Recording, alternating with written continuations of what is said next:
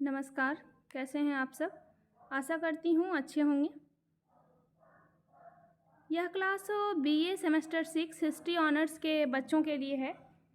History honours के बच्चों के लिए एक नई सीरीज स्टार्ट की गई है, जिसके अंतर्गत आपको बहुत कम दिनों में यानी कि करीब 10 से 12 दिनों में आपको चारों पेपर की तैयारी कराई जाएगी।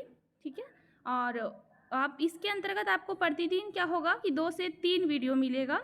अभी फ़िलहाल कोर 13 का सीरीज स्टार्ट किया गया है। 2 से 3 दिन में यह कंप्लीट हो जाएगा। उसके बाद कोर 14 पे जाएंगे, फिर डीएससी पेपर पर बात करेंगे। तो इसी सिलसिले में आज हम लोग दूसरे क्वेश्चन पर बात करने वाले हैं, जिस क्वेश्चन का टॉपिक है नारीवादी आंदोलन। बहुत ही इम्पोर्टेंट क्वेश्चन है यह। और क्वेश्चन क्या है कि नारीवादी आंदोलन के विकास को रेखांकित करें।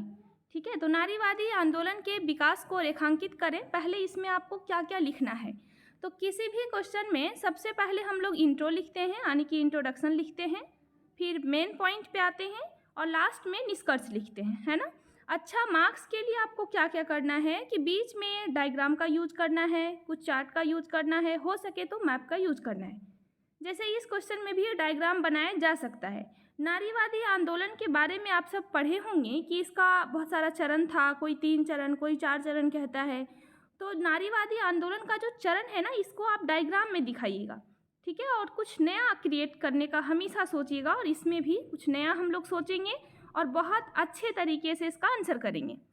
तो क्वेश्चन है कि नारीवादी आंदोलन के विकास को रेखांकित करें। इंट्रो में क्या लिखना है कि नारीवादी आंदोलन, जिसे महिला आंदोलन के नाम से जाना जाता है, यह आंदोलन समाज में महिला और पुरुषों के बीच समानता की बातें करता है तथा महिला अधिकारों की बातें करता है। देखिए, सबसे पहले समझिए कि आखिर नारीवादी आंदोलन क्या है। तो नारीवादी आंदोलन है, यह नारियों के हितों का एक आंदोलन है। ठीक है, नारी मतलब महिला के हितों का एक आंदोलन है। सिंपल भाषा में बोलें तो प्राचीन काल से ही क्या था कि हमारा समाज पितृसत्तात्मक था। महिला को अधिकार नहीं था, किसी भी प्रकार का अधिकार नहीं था। उन्हें 4 दीवारी के अंदर रहना होता था। समाज में किसी प्रकार का अधिकार नहीं था, वोट देने का अधिकार नहीं था। तो क्या हुआ कि महिलाओं के अधिकार के लिए, महिलाओं को समाज में समानता दिलाने के लिए, उनके साथ किसी तरह का भेदभाव ना हो, समानता मिले, पुरुषों के जैसा उनको समान अधिकार मिले, इसलिए जो आंदोलन किया गया है, यानी महिला के अधिकारों के लिए जो आंदोलन किया गया है, उसी को नारीवादी आंदोलन कहते हैं। अब यहाँ एक बात आता है, बहुत कोई ऐसा सोच लेते हैं कि महिला के लिए आंदोलन है तो महिला करेंगे। जरूरी नहीं है कि महिला का आंदोलन हो तो महिला करेंगे, इसमें कई सारे पुरुषों का भी योगदान रहा है। ठीक है, तो आप सिंपल भाषा में क्या याद रखेंगे कि नारियों के अधिकारों के लिए, यानी कि महिला अधिकारों के लिए जो आंदोलन हुआ है, उसी को कहा जाता है नारीवादी आंदोलन, ताकि महिला को समाज में समानता मिले, महिला के साथ कोई भेदभाव ना हो, उनको अधिकार मिले। तो देखिए, इंट्रो में क्या लिखा हुआ है कि नारीवादी आंदोलन, जिसे महिला आंदोलन के नाम से भी जाना जाता है, ठीक है, यह आंदोलन समाज में महिला और पुरुष के बीच कैसी बातें करता है, तो समानता की बातें करता है तथा महिला अधिकारों की बातें करता है। यह आंदोलन महिला अधिकारों की बातें करता है, महिला और पुरुष के बीच समानता की बातें करता है, और इसे महिला आंदोलन के नाम से भी जानते हैं। अब आगे देखिए, कभी भी आंसर को ना हार्ड मत बनाने का कोशिश कीजिए, सिंपल अपने भाषा में लिखिएगा, इससे ज़्यादा मार्क्स आएगा। आगे देखिए कि नारीवादी आंदोलन की आखिर शुरुआत कहाँ से हुई। तो नारीवादी आंदोलन की शुरुआत 19वीं शताब्दी के मध्य से अमेरिका से हुई। लेकिन आपको यहाँ एक ध्यान देना है, ऑब्जेक्टिव के लिए इम्पॉर्टेंट हो सकता है कि आखिर नारीवादी शब्द की उत्पत्ति कहाँ से हुई। तो नारीवादी शब्द की जो उत्पत्ति है ना, यह ब्रिटेन से हुई है। और सबसे पहली बार इस शब्द के बारे में जो जिक्र किए हैं, उनका नाम था चार्ल्स फोरियर। ठीक है, 1837 ईस्वी में एक दार्शनिक थे चार्ल्स फोरियर, इन्होंने नारीवादी शब्द का पहली बार जिक्र किया था। तो आप क्या याद रखेंगे कि नारीवादी शब्द का पहली बार जिक्र कौन किया है, तो एक दार्शनिक थे चार्ल्स फोरियर। कब किए थे, 1837 में। लेकिन नारीवादी आंदोलन की शुरुआत कहाँ हुई, तो 19वीं शताब्दी के मध्य से अमेरिका से हुई। क्यों? क्योंकि इस समय क्या था ना कि अमेरिका में महिलाओं को किसी प्रकार का सामाजिक, आर्थिक, राजनीतिक अधिकार प्राप्त नहीं था। उनके साथ काफ़ी ज़्यादा शोषण होता था। अतः इसके परिणाम स्वरूप क्या हुआ कि अमेरिका में नारीवादी आंदोलन की शुरुआत हो गई। अब जैसा कि आप समझ चुके होंगे कि नारीवादी आंदोलन का मतलब ही होता है कि महिला अधिकारों की मांग करना। तो अमेरिका में क्या था कि 19वीं शताब्दी के मध्य तक महिला को किसी प्रकार का अधिकार नहीं था। उनके साथ काफ़ी ज़्यादा शोषण होता था। परिणाम स्वरूप क्या हुआ कि अमेरिका में नारीवादी आंदोलन की शुरुआत हुई और धीरे धीरे यह आंदोलन संपूर्ण विश्व में फैल गया। ठीक है, आगे देखिएगा कि प्रारंभ में इस आंदोलन में महिलाओं के कुछ जरूरी अधिकारों की मांग की गई। यानी जब आंदोलन की शुरुआत हुई तो कुछ जरूरी जो बहुत अति आवश्यक अधिकार थे उसकी मांगें की गई। लेकिन धीरे धीरे क्या हुआ कि इस आंदोलन का स्वरूप बड़ा होने लगा और महिलाओं की आर्थिक और राजनीतिक अधिकारों की भी मांग होने लगा इसमें। ठीक है, तो प्रारंभ में इस आंदोलन में महिलाओं के कुछ जरूरी अधिकारों की मांग की गई, लेकिन धीरे धीरे इस आंदोलन का स्वरूप बड़ा होने लगा तथा यह महिलाओं के आर्थिक और राजनीतिक अधिकारों की भी मांग करने लगा। यहाँ तक समझ में आ गया होगा कि शुरुआत में इसमें कुछ जरूरी अधिकारों की मांग की गई, लेकिन धीरे धीरे इसका स्वरूप बढ़ा और राजनीतिक और आर्थिक अधिकारों की भी मांग उठने लगी। अब आगे देखिए, इतना इंट्रो काफ़ी है। अब आपको लिखना है इसका विकास का चरण। तो जो नारीवादी आंदोलन का विकास हुआ ना, यह 3 चरणों में हम लोग इसको बांट के पढ़ेंगे। 3 चरण यानी प्रथम चरण, द्वितीय चरण और तृतीय चरण। इसको कह सकते हैं पहला चरण, दूसरा चरण और तीसरा चरण। पहला चरण जो था नारीवादी आंदोलन का, यह 1848 ईस्वी में शुरुआत हुआ। कहाँ से? तो आप सबको पता है, अमेरिका से। दूसरा चरण 1960 ईस्वी में और तीसरा चरण 1990 ईस्वी में। ठीक है, आप इसको याद रखेंगे और एग्जाम में इस तरीके का डायग्राम बनाने का प्रयास करेंगे। पहला चरण, दूसरा चरण और तीसरा चरण। पहला चरण 1848 1848, दूसरा चरण 1960 1960 और तीसरा चरण 1990 यानी कि 1990। अब देखिए पहला चरण में क्या क्या हुआ, इस पर थोड़ा सा बात करते हैं। तो पहला चरण देखिए, नारीवादी आंदोलन के प्रथम चरण की शुरुआत अमेरिका से हुई। यह 19वीं शताब्दी के मध्य से प्रारंभ होकर 20वीं शताब्दी के शुरुआत तक सक्रिय रहा।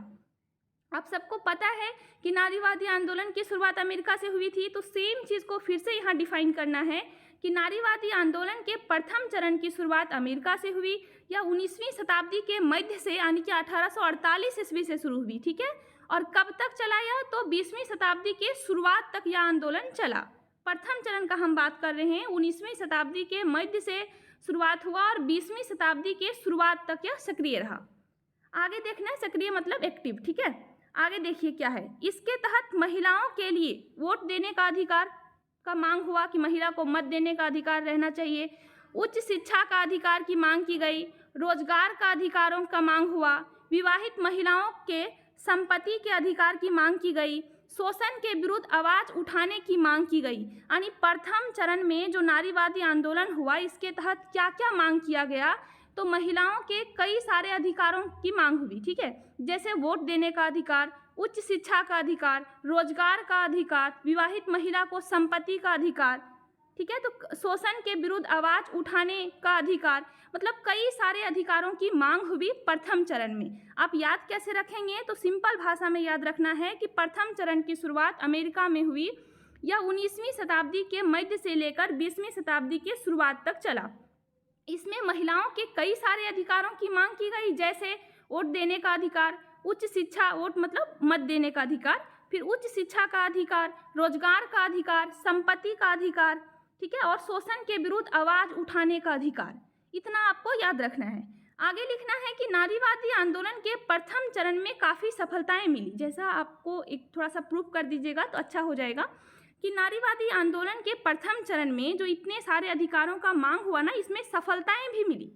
तो नारीवादी आंदोलन के प्रथम चरण में काफ़ी सफलताएं मिली तथा 1920 में अमेरिका में महिलाओं को मत देने का अधिकार दिया गया। सफलताएं कैसे मिली? तो जब आप इतिहास पढ़ेंगे तो आपको पता चलेगा कि 1920 में यानी कि 1920 में अमेरिका में महिलाओं को क्या हुआ? मत देने का अधिकार मिला। तो कहीं ना कहीं नारीवादी आंदोलन का जो प्रथम चरण था यह सफल रहा।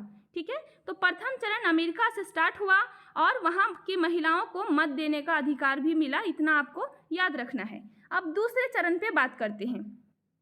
नारीवादी आंदोलन के दूसरे चरण की शुरुआत 1960 ईस्वी के आसपास में हुई। थोड़ा याद रखना है डेट। पहला चरण 1948, 1848 यानी कि 1848, और दूसरा चरण 1960 यानी कि 1960। तो नारीवादी आंदोलन के दूसरे चरण की शुरुआत 1960 ईस्वी के आसपास में हुई। दूसरे चरण में क्या हुआ, तो दूसरे चरण में समानता पर जोर दिया गया था। ठीक है, तो दूसरे चरण में महिलाओं के सामाजिक समानता और कानूनी समानता के अधिकारों पर बल दिया गया। यानी दूसरा चरण इस बात पर ज़्यादा जोर दिया कि महिला और पुरुष में समानता चाहिए, भेदभाव नहीं चलेगा, क्योंकि बहुत सारे अधिकार तो मिल चुके थे प्रथम चरण में। तो दूसरा चरण में यह ज़्यादा जोर दिया गया कि महिलाओं को समानता चाहिए, किस क्षेत्र में, तो समाज में भी चाहिए और कानून के नज़र में भी समानता चाहिए। ठीक है, तो सामाजिक समानता और कानूनी समानता की बात की गई दूसरे चरण में। इस पर आप ध्यान रखेंगे, कौन कौन सा समानता, तो सामाजिक और कानूनी समानता। इसके तहत क्या हुआ कि महिला जो चार दीवारी के अंदर थी, यानी कि घर में सिमट के रह गई थी, बाहर नहीं निकल पा रही थी, अपने शोषण के खिलाफ आवाज़ नहीं उठा पा रही थी, आत्मनिर्भर नहीं थी, इनको ना बाहर निकालने का प्रयास किया गया दूसरे चरण में और उन्हें जागरूक करने का काम किया गया ताकि वह अपने शोषण के खिलाफ क्या हो, आवाज़ उठा सके। तो इसके तहत क्या हुआ, महिलाओं को चार दीवारी से बाहर निकालने का प्रयास किया गया दूसरे चरण में, तथा उन्हें जागरूक करने का प्रयास किया गया। प्रथम चरण में क्या पढ़े कि महिला अधिकारों की मांग हुई, दूसरे चरण में महिला समानता की बात कही गई, खासकर सामाजिक समानता, कानूनी समानता, उन्हें चार दीवारी से बाहर निकालकर समझाने का प्रयास किया गया, जागरूक करने का प्रयास किया गया। ठीक है, अब तीसरे चरण पे आते हैं। तीसरा चरण में देखिए कि नारीवादी आंदोलन का तीसरा चरण 1990 ईस्वी में प्रारंभ हुआ।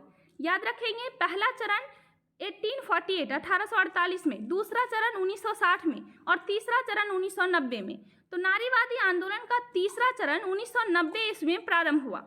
तीसरा चरण मूलतः दूसरे चरण का ही विस्तार था। देखिए, तीसरा चरण कुछ अलग नहीं है, कहीं ना कहीं यह दूसरे चरण का विस्तार था। पूछिएगा कैसे, तो अभी आपको भी पता चल जाएगा। देखिए, हुआ क्या था, कह रहा है कि दूसरे चरण, जो तीसरा चरण था ना, ये दूसरे चरण का ही विस्तार था, जिसमें दूसरे चरण के आंदोलन की कमियों को दूर करने का प्रयास किया गया। यानी कि तीसरा चरण जो था, या इसमें जो दूसरे चरण में जो कमी रह गई थी उसे दूर करने का प्रयास किया गया। इसमें सामाजिक और कानूनी समानता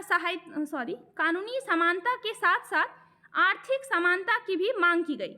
जैसे आप द्वितीय चरण में क्या क्या पढ़े कि द्वितीय चरण में सामाजिक समानता और कानूनी समानता की बात की गई थी, लेकिन तृतीय चरण के समय ऐसा अनुभव हुआ कि उनको आर्थिक समानता भी चाहिए। ठीक है, तो इसमें क्या हुआ कि सामाजिक और कानूनी समानता के साथ साथ आर्थिक समानता की भी मांग की गई।